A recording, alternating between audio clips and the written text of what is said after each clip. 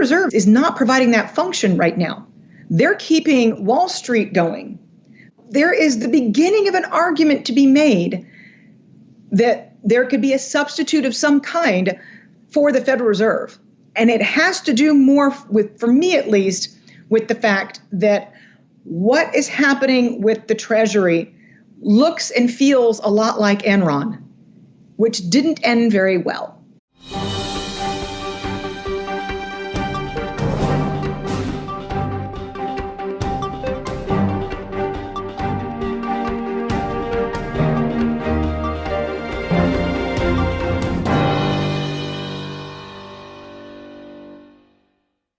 Welcome back to Liberty and Finance and Reluctant Preppers. We have a distinguished returning guest. Danielle DiMartino Booth is the author of Fed Up, an insider's take on why the Federal Reserve is bad for America.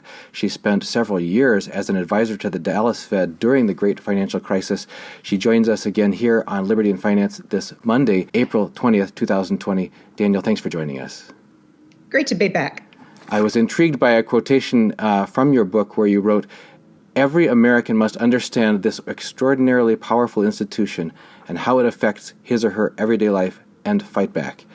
And we'd like to talk with you about that in a few minutes because a lot of our viewers have submitted questions ahead of this interview because they value your perspective from having had a first-hand experience working with the Federal Reserve, and a number of them have grave concerns about the overall impact the Federal Reserve has had in the U.S., and I know we've talked about that in the past. But if we could get you to kick us off with your view of the current COVID-19 crisis economically, how it's affecting the world and the U.S. economically, and then specifically what you believe are the most important crisis measures that are being taken by the Federal Reserve and other central banks, and whether you think those are warranted given the economic realities of the situation. Well, let me start out by saying that I think that what most people have forgotten, and I'm happy to spend a little bit of time and overtime to take extra questions. So just let me paint a little bit of background. It grates on me that this is called the COVID crisis. The backdrop of over-indebtedness, the fact that global debt levels hit $255 trillion at the end of 2019 is a fact. The fact that corporate America has never been as over-leveraged as it is today is a fact. These were accidents that were waiting to happen, and all of the hyperbole surrounding, this was all brought on by the COVID crisis. It literally makes me crazy because it's disingenuous. There could have been any outsized event, and you see how quickly the dominoes fell and how violent the response has to have been from the Federal Reserve. And it just makes me want to pull my hair out that doing a greater good because they're the ones who facilitated the environment that allowed all this over-indebtedness to become problematic to begin with. We have you on record 5 months ago having been here prior to anybody using the words COVID and 19 in the same sentence or either at all, you said, look, we've had an inversion of the yield curve. We are, based on the research that's been done, we are on the clock anywhere from 4 to 18 months away from a major recession. And you went down the same list of serious instabilities and distortions in our debt market and in our economic world, in our financial world. So you have credibility absolutely with us and with our viewers of saying that this was already on fire before that ever showed up. So we're on page with you there. But I do think that the acute fragility that the global economic environment and really especially the United States has been exposed, and we're starting to see the Canadians and the Australians. These are countries that have done rather well, and they did not suffer as much as others during the financial crisis. But in the background, their households were running up more debt than anything those countries had ever seen. We're seeing countries that were even more indebted at the household level really begin to pay the price. And it's so sad to see the likes of the Australians who held the line, who had interest rates in positive territory for their entire history, have to fold and go down to their zero bound and start their own quantitative easing. And, it's as if there's a pandemic and there's also this other pandemic among central banks to see who can blow their balance sheet up the most.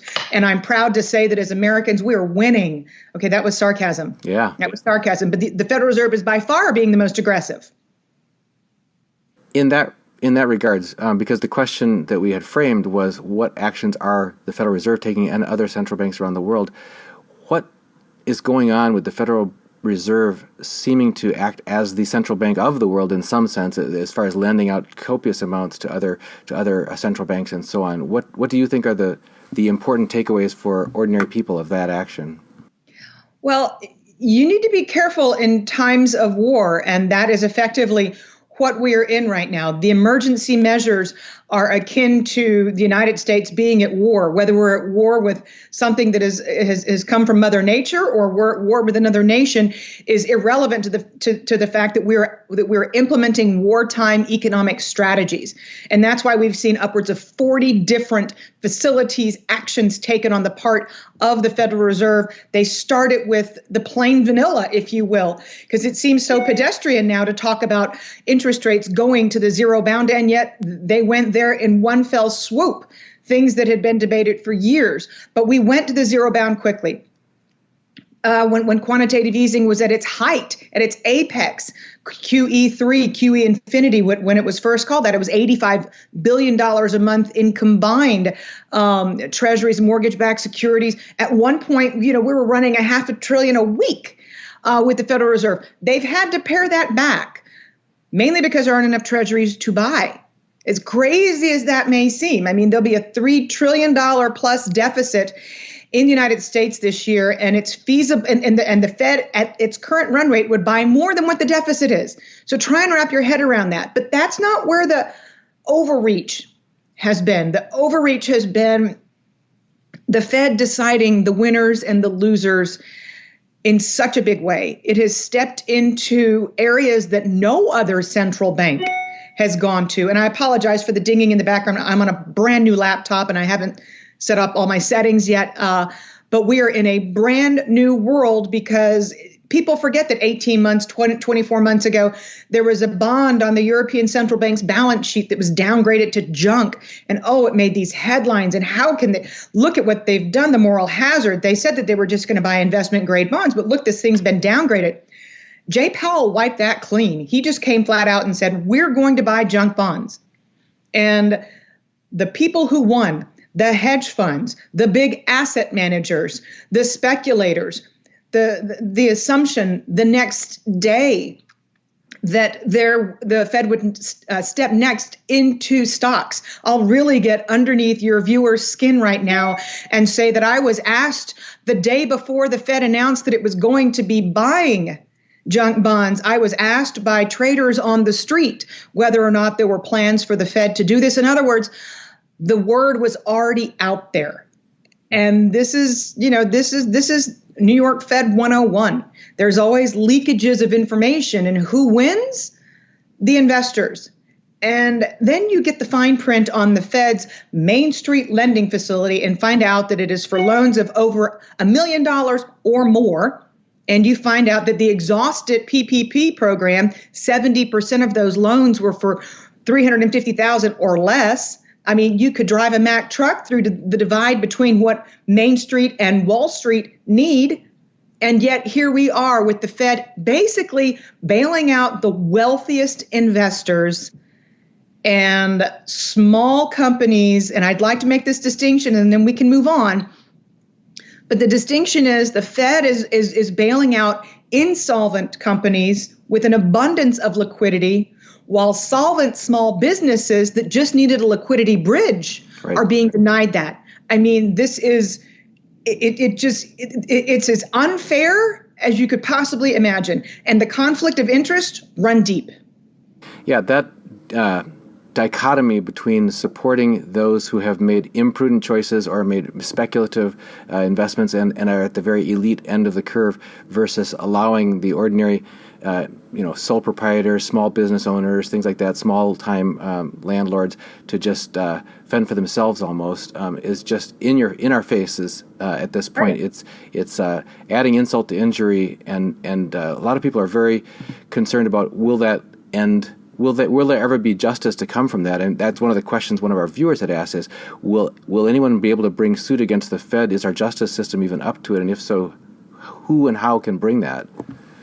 Well, and that's something that I have been struggling with, because if you think about the structure of the special purpose vehicles having legally to be housed on the Treasury's balance sheet, because it's a direct violation of the Federal Reserve Act for the Federal Reserve to own these corporate bonds or own these high yield bonds on its balance sheet. So the fact that you've had to move it from one place to another, and the administration has some kind of a say in the allocation of the $454 billion levered up times 10 to $4.54 trillion, it makes you say, for anybody who's had a modicum of history, you say to yourself, wait a minute, there's something that's violating checks and balances here. If the lines have been so blurred, and if you read the CARES Act, there is a provision within it that says that the Fed must not violate Section 13(3), and that it must not provide liquidity to insolvent companies. And yet it seems to have crossed that Rubicon already. So me, one-stop shopping would be Congress. If Congress would say, wait a minute, you're in violation, we extended funding, we're taking it back. Sorry. We said no insolvencies. You said junk bonds. We say no way. But we're talking about people in Congress here, and we're talking about the lobbying entities, the banks, Wall Street. You get into the dirtiness of it. What I would like to see one day is for a true patriot attorney to take this to the Supreme Court and say, this is in violation of our basic liberties. This is in violation of everything we stand for. There is a reason that there is an administration. There's a reason that there is a Congress, and there's a reason that there is a Supreme Court. And they exist such that if one oversteps its bounds, the other can rein it in. That is what our founding fathers believed, and it's why they set up a system of checks and balances. I don't see Congress as having some savior pop up tomorrow with integrity. Sorry, there are a few I like.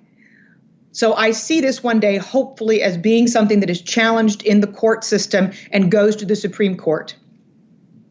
Some people are concerned that in such a need, and many agree with you, that there's not enough transparency to even be able to take those kind of actions. And we can see the effects, we can see the outer effects, but enough transparency of what's going on by the Fed to be able to say, you did this specific thing, and here's who did it, and here's when, and here's how. Could you speak to that, the need for more transparency by the Fed, and what your position is and what changes need to be made there? So the Fed is aware of the need for transparency. There are a few very recent headlines that say that the Fed is going to be upfront and open about those who are on the receiving end of these facilities. I'm just going to have to wait and see myself, because there is a way that the Fed can come in and buy individual companies, but there is also a way that the Fed can theoretically come in and buy an exchange traded fund in high yield. Now, if they buy a high yield exchange traded fund, that's a slice of a blind index. So there's no transparency there. And the Fed will say you don't need transparency because it's a blind index. So we will see. We will see if the Fed is as upfront as it is suggesting that it is going to be. But again, it's going through a conduit of BlackRock in making the selections in many cases that might or might not include BlackRock's own products. Mm-hmm. Now, when we had you back on 5 months ago, before this whole coronavirus thing, you talked about the fragility and the instabilities in our global economy and financial edifice. Do you see that the policy response to the pandemic as a necessary, or do you think that it bears the hallmarks of kind of like a fire to cover a crime scene, in the sense of the policy, the response being so egregious to shutting down the entire global economy to cover up what was going to happen anyway, as far as the house of cards falling down?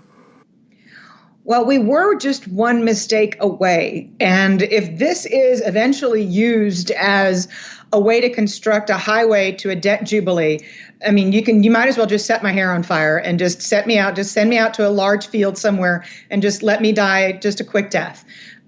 Because that's sort of what it feels like, that somebody has said, it doesn't matter what the price tag is, we've got to print.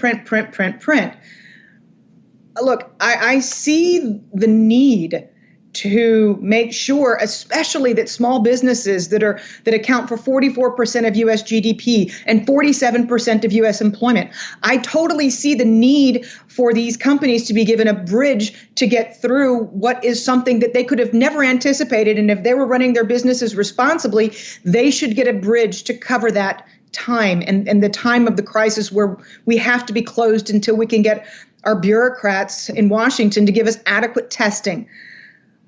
Using it to float nefarious, bad behavior. Hearing things like the airlines spent 96% of their cash flow on share buybacks, and we're going to bail them out again. Being reminded that the U.S. auto bailout from the great financial crisis lost U.S. taxpayers money. I mean, you hear this stuff and you say, why are we repeating the sins of the past? Bankruptcy code that's existed since the Napoleonic era exists for a reason. You don't necessarily wipe out your employees. I mean, in some cases, and it's awful and it's tragic and it's sad, but in some cases of hobbled U.S. retailers that have been loaded up on debt, liquidation may be the only route they have. But let's be real, they were on a slow path to the graveyard in the first place. This is nearly an accelerant. And I'm not trying to be insensitive to the jobs that are being lost. But I'm not talking about them. I am talking about companies that have behaved badly and are going to get bailed out. And there's absolutely nothing that is right about that when the bankruptcy code says, let them file Chapter 11, let the shareholders get nothing, let the subordinated bondholders get nothing, let them restructure and come back as a stronger company. If people were speculating on their having a better financial future and they lost, that's okay. It's called risk equals return. But we are getting rid of risk equals return right now in a worse way than we have in the history of the United States since Alan Greenspan first created the Greenspan put in the aftermath of the 1987 stock market crash. We're crossing way too many lines. What do you think will be the fruit that comes from that? Well, I am gravely concerned because we live in a world of social media. And if you look on my Twitter feed, for example, the anger element is palpable. This is not something that can be hush-hush on Wall Street. This is not something that can be hush-hush inside the Beltway. There is going to be an acute knowledge of what is going on, and it is going to incite anger among Americans. And there's already plenty of it to begin with. We are already a divided country, and this is going to simply add insult to injury, not necessarily to those who, once they start getting an extra $600 a week in unemployment benefits, they'll actually be better off than they would have been otherwise if they made $50,000 or less. And, the increases in minimum wages, what have you. That particular cohort, the safety net in the United States has been expanding for years. They'll be fine. Clearly, anybody and everybody that Jay Powell and the Federal Reserve bails out and Mnuchin, they'll be fine. But it is the middle class in this country that is going to be hurt the most, that has responsibly been entrepreneurial, built a business, lived the American dream, employed people. They're going to be mad. And it's going to be a different dynamic. I would suggest that there's a different dynamic of the anger if you're talking about angering people who are, let's just say, of a higher socioeconomic realm in this country. That's about as diplomatically as I can say it. We have a question from Eric MC who asks, just how much of this stimulus can an economy take? Going on $25 trillion of debt, $11 trillion dedicated to stimulus, negative actual rates, Fed balance sheet nearing $7 trillion, and it goes on. Saying unlimited, what do you see as being the fallout of this sort of so-called unlimited approach? Well, what we're doing right now is effective modern monetary theory. That is what we're doing. We are effectively letting the printing presses run absolutely wild. And to the extent that we prematurely reopen the country and we potentially have to shut back down, and then there's another stimulus bill that comes behind it, we're kind of giving universal basic income, we're kind of giving it a test drive to see how that's going to work and see how much debt we can take on. And it's frightening in the sense that there is still positivity in U.S. Treasury rates, but if you want to go from 25 to 50 trillion, why don't you see how much the rest of the world will put up with that, or whether or not it's going to be an excuse to finally begin to step back from Treasury auctions and find another alternative. And these are the things that worry me. That's why my children take Mandarin. You never know how anything is going to pan out. We've seen COVID begin to hit Africa. And we know that China owns a good chunk of it. And so there are different ways to take the argument to the extreme that a reserve currency status can be lost. And I'm not saying that's going to happen. But if you want to double your debt overnight, just because you've got reserve currency status and the rest of the world can deal with it, you're going to start testing the limits and the boundaries. 你们说中国话很好. Didn't know that your children spoke that, but all four of them take Well, that's not true. The middle child, the black sheep of the family, said no mas, that's Spanish, and moved on. But three of the four, my sophomore is in AP something Mandarin. So they've all taken it since they were 5. Related question from Fabio Ressel says, question for Mrs. Booth: do you estimate a limit to the Fed printing strategy before breaking the dollar credibility as a global currency? You already started to touch on that, but if you could press that one home. Sure. No, I do see that there is going to be a limit. I think that if the Fed especially if Congress gets desperate enough to break the Federal Reserve Act and allow for the Fed to buy treasuries directly at auction from the primary market instead of having to go out into the secondary market, into the broker-dealer community and buy it afterwards, if we were to go that far, I think that the rest of the world would certainly look at that as being a precursor to the loss of reserve currency status. But bear in mind, these things don't tend to happen unless you go from a currency war to a hot war. That's typically how these things are lost. If you look back at the history of Portugal, Spain, Great Britain after World War II. All right. And still on that international financial front, Michael C. asks, Danielle, how does the Fed, quote, liquefy the euro dollar, the offshore U.S. dollar demand shortage, when overseas loans denominated in U.S. dollars cannot be paid? If swap lines are not extended or insufficient, will sovereigns simply sell more U.S. assets to get the dollars, exacerbating the fall of U.S. markets? That's a good question, and it's a super hypothetical. And the only thing that I would say was, come hell or high water, I think those swap lines stay open, period, end. However, the swap lines have not been opened with one key cohort, with one key central bank. Those swap lines remain closed, and that would be the People's Bank of China. So think about the implications thereof, because as the Chinese have methodically and in a very disciplined manner reduced the duration of their treasury holdings as a factor of time over the past few years, that is called setting up a very good defense so that they don't ever take too much of a price hit by holding longer term paper if they ever want to pull the nuclear option and start to sell treasuries if they need dollars that badly. It could happen. But as far as the Fed not closing the swap lines, no, I cannot see that happening, because everybody wants for this game to continue so that we can all pretend like the facade holds. When you say everyone, that includes our overseas trading partners? Oh, absolutely. Absolutely. Look, the only good thing that we did, I shouldn't say that. Many good things have happened in the past 10 years, including lots of children in my life. But over the past decade, one of the things that happened was that many American banks, not all, we're going to find out that our banking system is not as strong as we thought that it was. But many of our banks did clean up their balance sheets. That did not happen to the same extent by any stretch in Europe. And right now you've got Italian banks that are just a mess. And you know what, Italy was, hit the hardest and hit the first by the coronavirus. But the fact that the European banking system is as fragile as it is, even Deutsche Bank as one example, the fact that Japan is as indebted as it is, mind you, most of that is internal debt.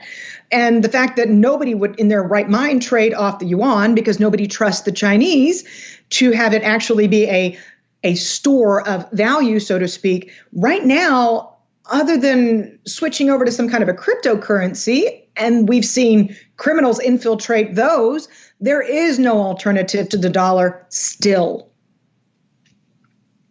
I wanted to switch us over to the question I've been not bringing up this whole time, but it's about half of the 86 comments that were added here before your interview are on this one topic. We raised it last time that we had you on, and that is people being basically hopping mad about even the existence and actions of the Federal Reserve at all, and saying that here's one that sums it up. Low blood pressure says, "Why do you say we need the Fed? They are the ones that destroy everything." And I know that you've talked to us in the past, and you've talked to other interviews about we need somebody to help protect us from potential Chinese intervention in our finances and that sort of thing. But honestly, people are wondering why can't we, the people, and our Treasury, and our Congress, and our constitutional gold and silver money stand on our own? What would our world be like if the Federal Reserve hadn't been doing what they've been doing this whole time? Why do we really need them? There's got to be more to it than just the theoretical of defending us from attack of our money by the Chinese. Well, if we were able to build a whole new institution that was to be a policeman, a watchdog, somebody to make sure that our financial system was not being infiltrated. And that is something that does keep me up at night, given what the Chinese have done to our intellectual property. If we were able to completely safeguard our financial system from attack, given that the Fed has effectively ceded its independence to the Treasury, by allowing the Treasury to put corporate bonds and junk bonds in special purpose vehicles, kind of like Enron, there is an argument to be made that the Federal Reserve that the Treasury has performed a leverage buyout of the Federal Reserve, and that potentially it's not needed. And this is the first time that I would ever say anything of that nature. I mean, you need to have a central source. You need to have somebody looking over your economy. And we've learned with the coronavirus that you absolutely need an efficient mechanism to get stimulus to the people in need. But the Federal Reserve is not providing that function right now. They're keeping Wall Street going. But even their Main Street lending facility has not gotten up and running. And even so, again, the loans are supposed to be, and they're taking this under consideration as well, for $1 million or more. So there is the beginning of an argument to be made that there could be a substitute of some kind for the Federal Reserve. And it has to do more with, for me at least, with the fact that what is happening with the Treasury looks and feels a lot like Enron, which didn't end very well. And I think that Federal Reserve officials, and I had hope at one point for Jay Powell because he understood the makings of the credit bubble, and he said so in October 2012. Mm-hmm. He said quantitative easing is going to blow a duration bubble across the entire credit spectrum. He said it in October 2012. He knows what he was going to be dealing with. He understands what he's dealing with, but somehow, some way, he's made it even worse by bailing out the big guys. So, again, as long as our financial system is protected, but I do think we need an independent arbiter, I don't think it's Treasury. I don't think it should be under the, good Lord, I don't think it should be under the power of an administration. But I do think that we need a simpler body to maintain the buying power of the U.S. dollar, period, end. Like the entire Federal Reserve Act in my future, Federal Reserve 2.0, the sequel, would be preserve the buying power of the U.S. dollar, period, end. They wouldn't even need more than a sheet of paper to put it on. There's about half a dozen or more of our viewers' questions that are in that regards is, the Constitution of the United States provided for physical gold and silver to be the backing of the U.S. dollar. Why do we assume that that's not would perform exactly the function you're describing? It could possibly, but I think that the world that we live in today has moved, unfortunately, beyond that. I mean, you would probably have to have a meteor hit the earth to be able to go back to the gold standard. And I say that because we have gone so far as a world in terms of electronic transmission of monies across borders around the world. These are things that people have grown to be accustomed to and enjoy. And I think that we have a much better chance of coming up with something like a cryptocurrency that is a sovereign than we do of ever going back on the gold standard. That's not to say I don't own gold myself, so I do. Would the gold standard, though, preclude electronic forms? If the U.S. dollar was still redeemable for gold, that sort of thing, as it was back, in the past, where we had gold certificate and silver certificate dollars, you could still do electronic transfers, all that sort of stuff, commerce, but with the understanding that the money supply was tied to the gold supply. I mean, in theory, what you're saying is something that makes hard discipline monetarists feel good to think about. The fact that it would slam the country into depression because it would simply kill anybody with credit. I don't know that you would have a country on the other end of that. I mean, you might have a lot of dignity, but I don't know that you would have an economy because of the nation that we've allowed ourselves to become. And by the way, that's not just on the Federal Reserve. We are a nation that has, in some ways, with our eyes open, lived beyond our means, whether you want to talk about households, corporations, or the government. And that is part of our culture, and it is ingrained. And you would take out anybody with a lack of discipline, you would simply take down with such a measure. And again, I don't know that there would be a country on the other end of that. Well, you've described in other interviews, you've talked about that's part of our departure from our roots as a country culturally, is that we used to be a country that worked for what we had and built it and used ingenuity and so on and saved. We were a country of savers. So we're taking down, in the sense, this credit bubble bursting and so on is taking down those who have been responsible and have saved and now can't get more than 0% on their savings and that sort of thing. So aren't we doing on a personal scale what you were describing, what you were criticizing on a larger scale of rewarding the risky hedge fund managers while letting Main Street go? How is that maintaining our economy? Well, I do think that those who did have cushions coming into this crisis are going to be much, much better off than those whose credit's going to be wiped completely clean. And I know that there's forbearance going on, and I know that there are forgiveness, that they're forgiving all manner of debts at this point. But I dare say that those who were prudent coming into this are going to come out a lot better off than those who stand to lose so much more, because nobody is anticipating how long the bottom part of the U is going to be before we come out of this. And it will take many, many households down with it who, they shouldn't have bought that $70,000 SUV on credit with an 8-year loan. And I think that people who didn't come in with a lot of debt, who have savings, are going to come out better for it. Well, Danielle, I appreciate your visiting here with us. I know that our time is limited, and just appreciate that you were able to take our invitation for an interview. We've been speaking with Danielle DiMartino Booth, the author of Fed Up and former advisor to the Dallas Federal Reserve. Danielle, thanks as always for joining us here on Liberty and Finance. Thank you. If you've decided that now is the right time for you to protect your family's financial future by acquiring physical precious metals, gold and silver, I'm delighted to let you know that I have now become a licensed dealer's representative for Miles Franklin, one of the oldest and most trusted names in bullion dealerships. And we can provide you with physical delivery to your personal possession or to professional vault storage or precious metals IRAs. Just email me at libertyandfinance@protonmail.com, and please include your name and phone number in your email to libertyandfinance@protonmail.com. We'll get right back with you and find out how to best meet your needs so that you can either begin or increase your acquisition of physical precious metals now and protect your family's future starting today.